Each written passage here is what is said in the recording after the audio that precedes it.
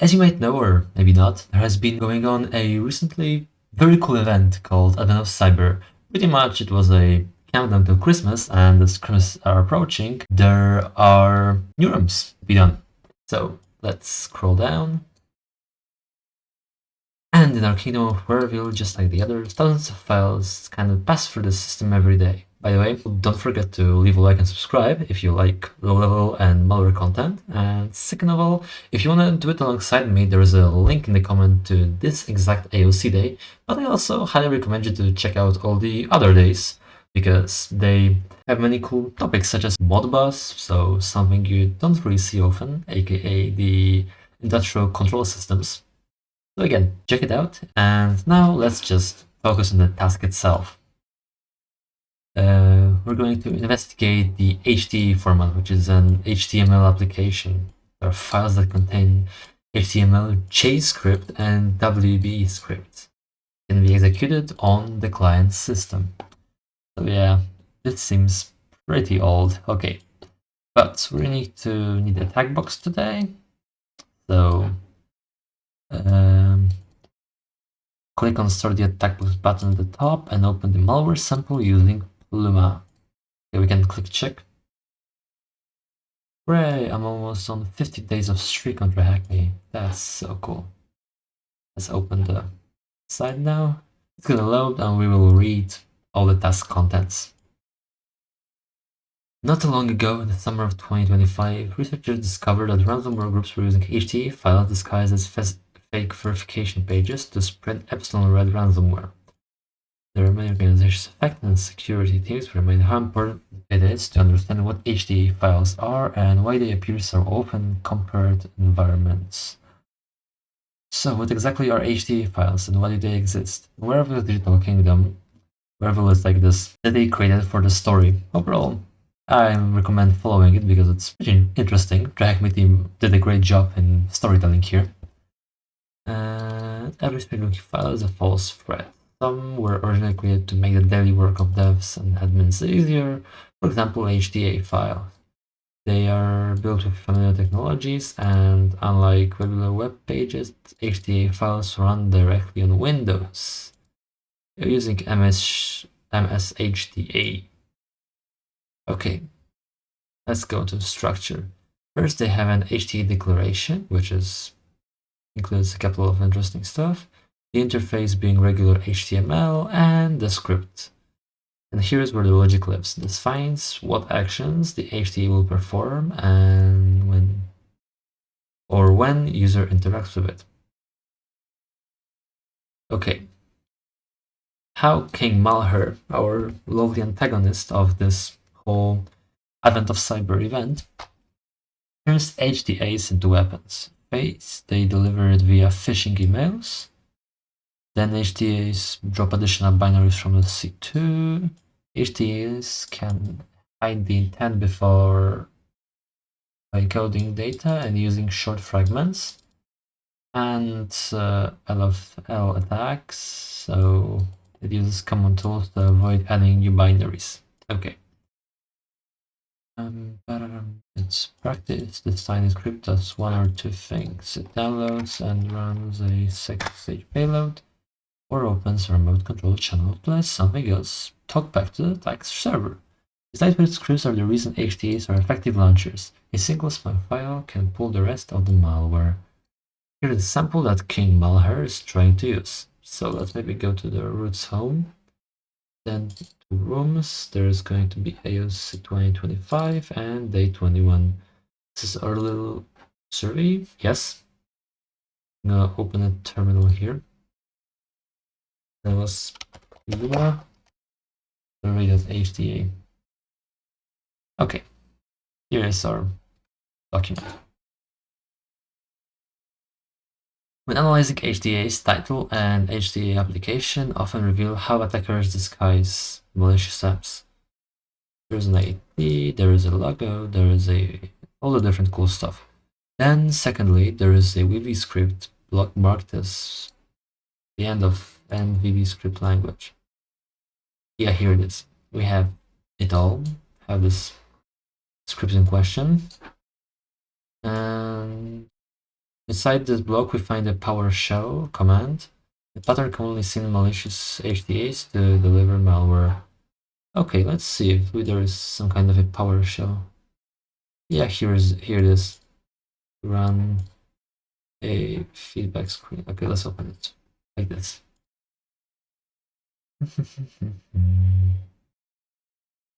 Okay, it's like SA executes PowerShell. For the analysis, they use multiple errors in coding. We'll extract that base 64 and inspect it with CyberChef. Let's open it real quick. Maybe it's going to give us something more. Okay, I feel like that's it for the theory, and here are the tasks. So let's maybe skip it. If you want to, you can read all of it in your free time, but right now let's just view it and see what's there. So, what's the title?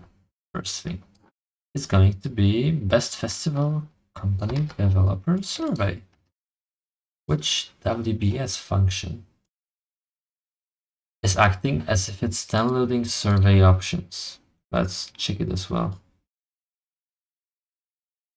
Get questions? It seems like it. Yeah. Which domain is the questions being downloaded from? Survey at festival company. That's the, well, yeah, double I's. Malware seems to be using couple squatting to hide the fact that the domain is not identified. Which character I gives it right away. Malicious HTAs often include real-looking data. How many questions does the survey seem to have? I feel like this is it. So this is a do-while loop in WB, aka Visual Basic. So I'm gonna try typing here 3 or 4. Notice how even code social engineering persists. Fake incentives like contests or trips hide in plain sight to build trust. The survey entices participation by promising a free trip to where?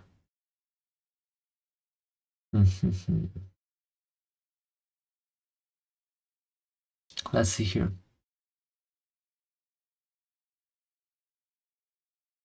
How much? South Pole. All. Okay, perfect. The HTA is generating information from the local host executing applications, where the pieces of information that the computer is running on are being exfiltrated. So, we need to get back up here. This is the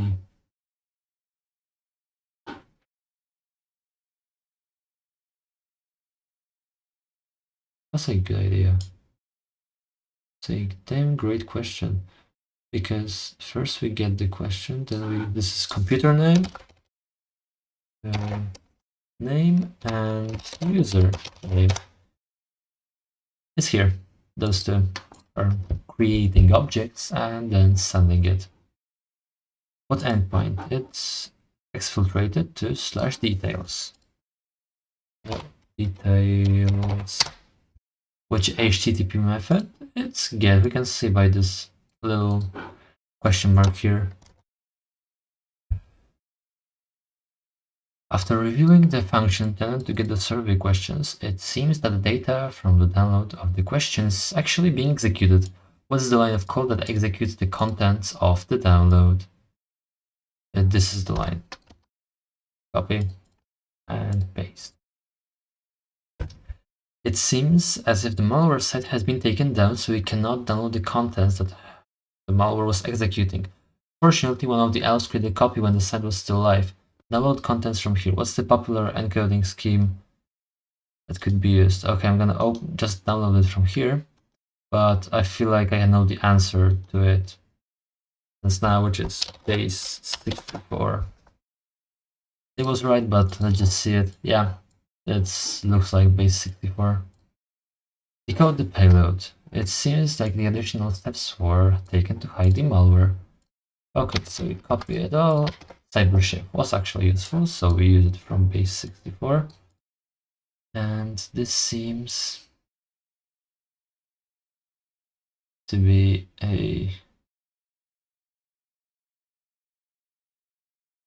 that's a good idea. What is this? Common encryption scheme. That's not the XOR. It adds something to it. So for every, let's analyze it real quick. New object, it takes the tasks as a parameter. All right. So flag. Then we use this AB function to decode it. Ain't it just like